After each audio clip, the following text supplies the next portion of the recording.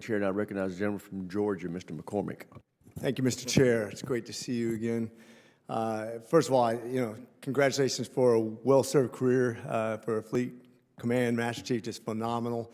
That steely stare just kind of gives me flashbacks of when I was on the drill field, just wondering what the next fate was going to be. But I got a coin for you in the fine military tradition. When we get done with this, I'd love you to accept it.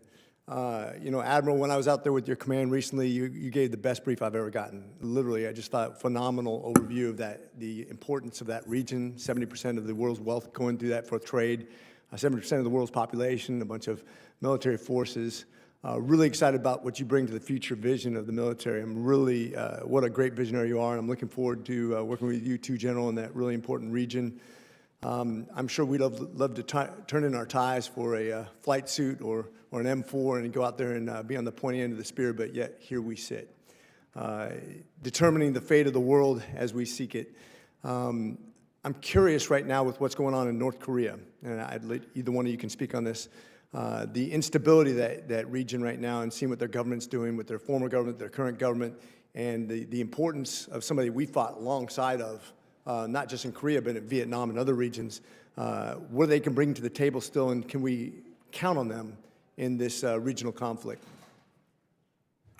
Thank you for the question, sir, and I appreciate it sincerely that I can just share with you what I'm seeing there in Korea right now. Their system works. That's the first and foremost thing I would want everyone to know, is that the Korean system works. We'll have an election soon. We'll have a new president.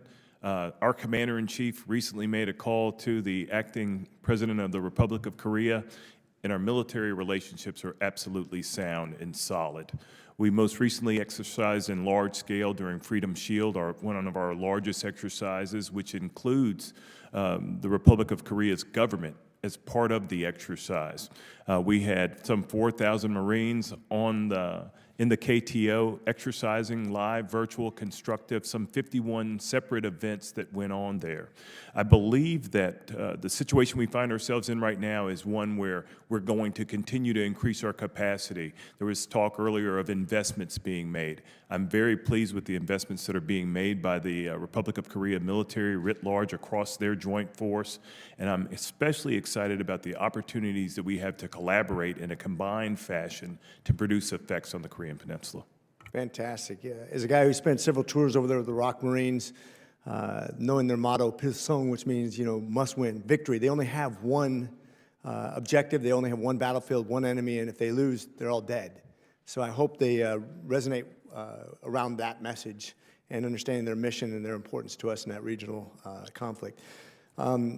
There's been a lot of questions, Mr. No, about the tariffs and the impact of the relationships between our country. I'm going to ask you to agree with something I'm about to state, because you say, this is not really my field, and they've said, but you got to bring it back to the Secretary of Defense, make sure he understands. One thing that we all understand as military guys who've seen what everybody understands around the world is strength. Doesn't matter if you're Asian, doesn't matter if you're Arab, it doesn't matter if you're African, it doesn't matter if you're Latino.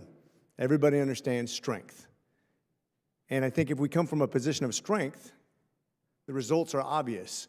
What I've seen with the tariffs is now, for the first time in my lifetime, 0-0 tariffs reciprocating from Japan, Vietnam, Cambodia, Israel, India, the entire European Union, and more to follow. 50 countries come to the table saying 0-0.